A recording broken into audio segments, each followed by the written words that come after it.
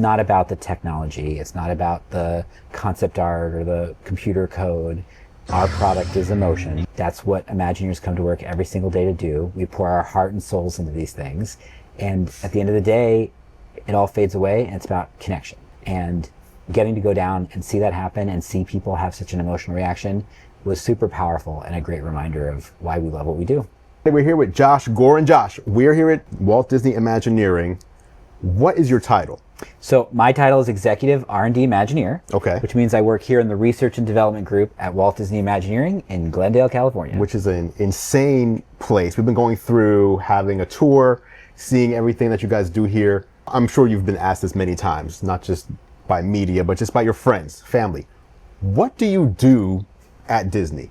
It's a good question.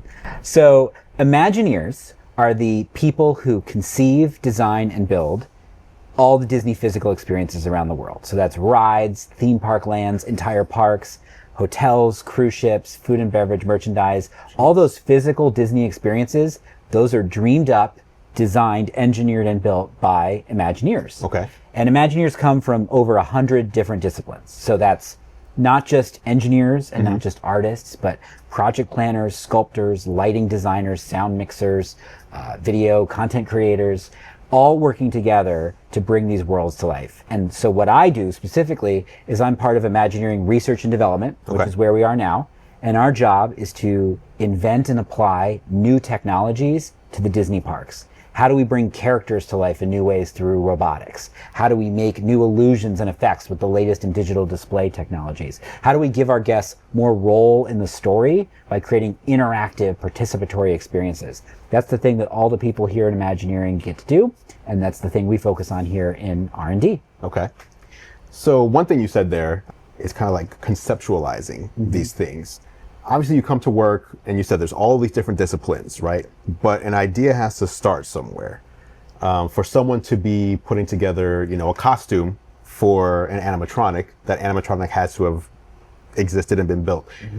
Where do these ideas begin? Who comes up with them? That's a really good Is it question. everybody's responsibility? Is it one specific team's responsibility? How's that work?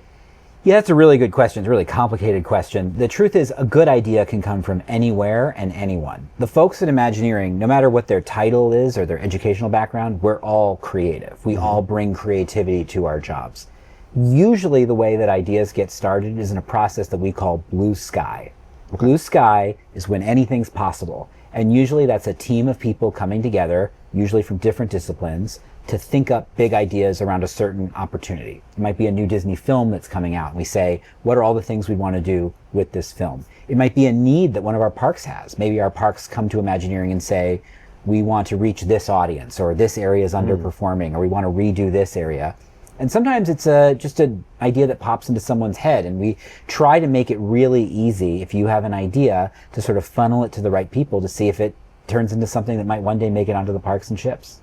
How often is it that you work on something and you get to a point where you say, you know what, we've spent months on this and it looks like this might not work for whatever reason? Is that like a thing, or is it more like, how do we see this through to get to the result?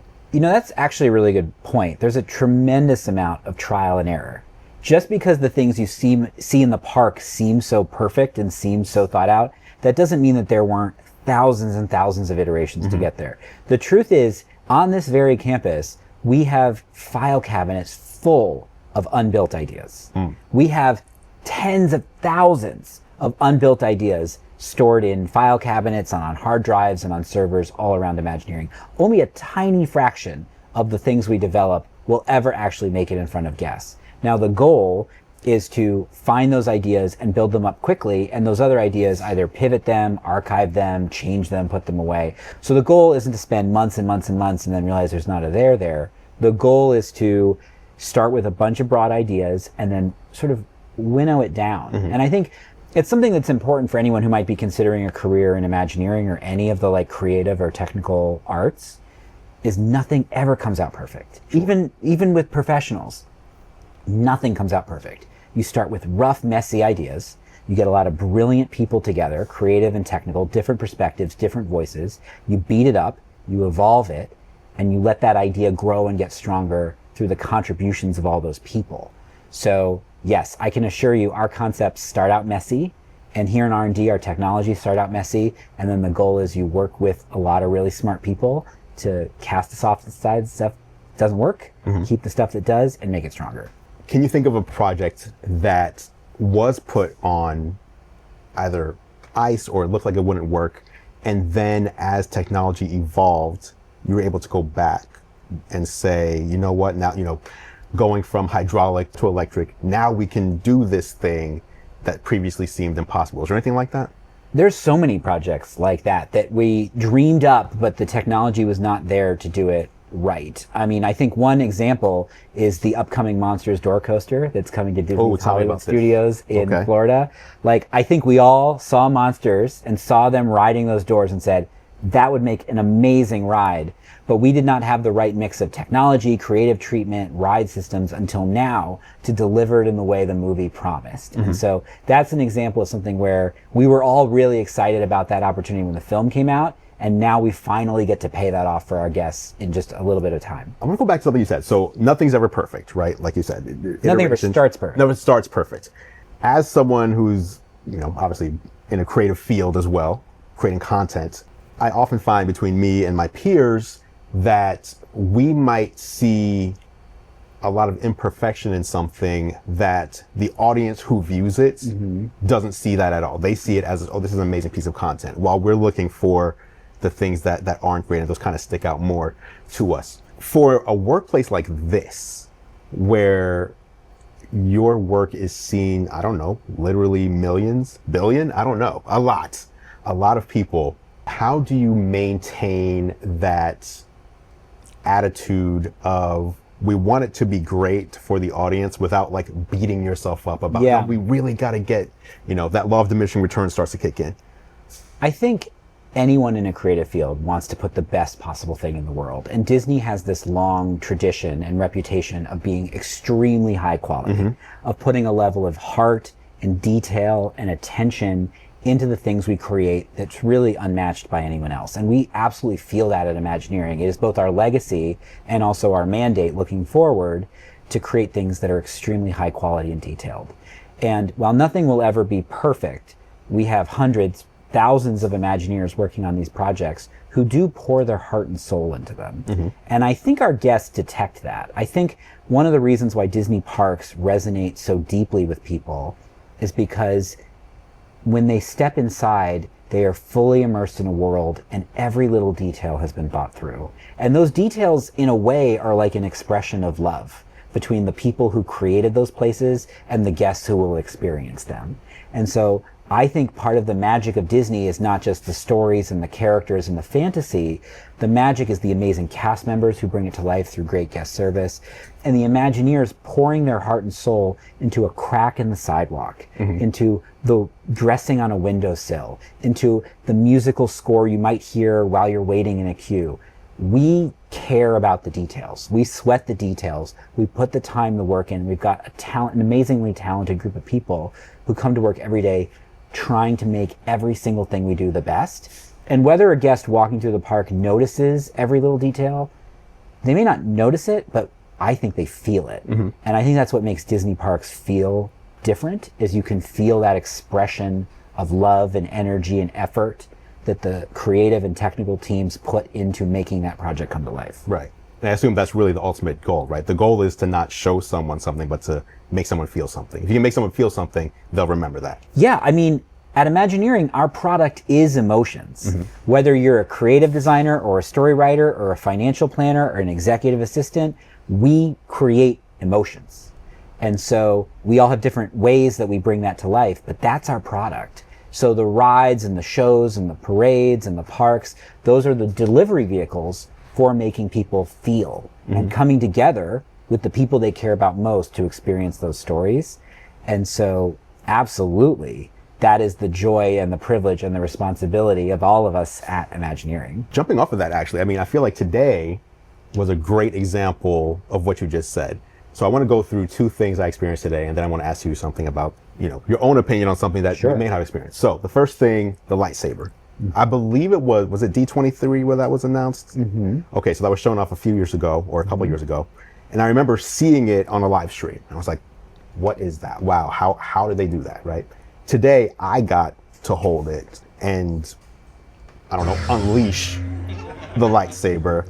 And, you know, when you first pick it up, it's like, oh, what is it? And you're kind of thinking about it. Then as soon as it starts happening, it's all about the feeling at that point. I don't even care how you did this. It's more like, how am I able to experience what I've only seen on the big screen, you know, since I was a child. And now here I am doing the same thing. This is insane, that feeling. Can you take me behind the scenes of developing that specific lightsaber? Because we've seen, I mean, I had a lightsaber. I remember having a lightsaber toy when I was like 4 years old, and it obviously wasn't like that. But these have been around for a while, and it's almost like iteration over decades of different lightsabers to get to something like this. How did you finally get this? Well, it's a great example of what you talked about earlier about sometimes the technology is not ready, and we have to wait for the technology to catch up. When the Imagineers were developing the Galactic Star Cruiser, which was the immersive Star Wars experience in Florida, they wanted a moment where Rey truly got that extending lightsaber moment. And so that's when our engineers and creative teams got in a room and said, how would we really pay this off in the way we all dreamed of, and develop a system that you got to try out. And you know, it's one of those things where you start with the story. Everything in Imagineering starts with a story. We've seen that lightsaber do what it does in the movies. One of the things that our colleagues down the street, the studios, get the benefit of is computer graphics. Yes. You know, Marvel and Lucasfilm, they can CG anything they want in the film, and that sets the expectation. And then we at Imagineering have to make it work in real physical space for millions of guests a year, with all the realities of operating a theme park every day. So that sometimes is our challenge, is, you know, something you make in CG, like that lightsaber hilt extending, that's how the team sort of had to tackle that. And they came up with some pretty ingenious solutions that you got to see to create that effect. So you're not going to tell us how? How? You know, I think just your opportunity to experience it Fair enough. was good enough. I mean, the truth is, we're so happy to share what we do, and sometimes we like to go behind the curtain, sometimes we like to preserve things a little bit. There's been I've seen some conjecture online that's pretty close, but I'm not going to go into that today. I also didn't work on it personally, so I can't speak too much to the specific technical details. But I think what you speak to, the emotional resonance of seeing that saber or holding that saber, speaks to what's so powerful about Disney parks in general, which is like wish fulfillment. Yeah. I want to be this character. I want to be in this world. I want to try this myself. And that drives a lot of the decisions we make, not just creatively, but technically. That does lead me to a different question. A sub question, if you will. Because as we were coming in here this morning and even seeing everything, one thing that occurred to me was like taking the whole magician doesn't want to reveal how they do their tricks, right? It's kind of like you're pulling the curtain back today. And, you know, you guys have had specials on TV and things like that too. But when you said like some things we're willing to share, others we want to kind of hold closer, how is that determined? Like what things are you like, is it like if it's newer, or is there just, like, how does that? You know, it's a really good question about what we choose to share or not. I can tell you, I've been in Imagineering 17 years, and we've really evolved a lot. Yeah. When I started in Imagineering, didn't talk about anything, you know, construction walls would be up and you'd be like, what construction walls, right? And now I think we have an amazing communications team, social media team, PR team that is much more active and engaging with content creators. We're much more open about sharing what we do. And frankly, we love it as Imagineers. We love sharing what we do with the guests and the fans. And hopefully it inspires someone watching this channel who maybe will one day be an Imagineer and working in this very building to realize they can do this. This is not a theoretical idea. Imagineers are real people who come to work every day trying to make these incredible things. And it's open to your audience. In terms of choosing what to share and not, it's usually a conversation around emotion and suspension of disbelief. If we think sharing the details will make it less emotionally impactful, less meaningful, we're going to hold that back a little bit. If it's something that someone would enjoy more, then we would lean into it more. And I worked with someone several years ago who shared his thing. He had just started at Imagineering. He was only a few weeks in. And he said, you know, there's many things that the more you learn how they work behind the scenes, the less cool they get. Yes. It seems like here, the more you learn about how they work behind the scenes, the cooler they get. And there's a very passionate Disney fan community who we love, who are always trying to figure out how things are getting done and behind the scenes stuff. And frankly, we love that. We love sharing what we do. We don't always officially announce every detail. And a lot of that is just about how do we preserve the surprise, the delight, the emotional resonance. Anything that's going to detract from that, we kind of play down a little bit. But we're way more open than we've ever been before. And like, candidly, really excited to share with folks like you and your audience all the cool stuff that goes on here, because maybe it'll inspire them to one day come work for us here at Imagineering. Yeah, I have an example of that for me. It was in Florida. When you first walked in, you would be able to meet Mickey. Yes, magic words with Mickey. There you go. And he would speak to you like just you and I are speaking right now. Yeah. And I was working with Disney PR at the time over there. And I was just like, I don't want to know. Like, this is so impressive to me that I do not want to know how it's done. And I usually want to know how everything works behind the scenes, but I was just like, I'll try to figure it out myself. But even if I think I know, I don't want confirmation of how it works. Well, we're very protective of our characters. To us, they're just as real as anybody else. So yeah, that's a particular project. Anything like character related, we're going to be a little bit more close to the vest on. I actually did get to work on that project and participate in it. It was very special. Very cool. And we love Mickey, and we love talking to Mickey. Okay. All right. Next, the second thing today, going back to the whole emotion thing. What were those droids called? Those little BDX droids. When those BDX droids came out, right, it was almost as if they were animals, like living, like you were at a zoo or something about to pet, a bird you've never seen before or something. Obviously, we know these are animatronics. These are not. But the feeling that you just kind of forget. Tell me about that project. Yeah, we love the BDX droids. So it kind of goes back even to the history of the Disney company, right? Walt made his name through animation. Okay. Animation is the illusion of life through movement, right? And in Walt's early days, it was drawn pencil drawings coming to life through movies, and then now we have CG animation.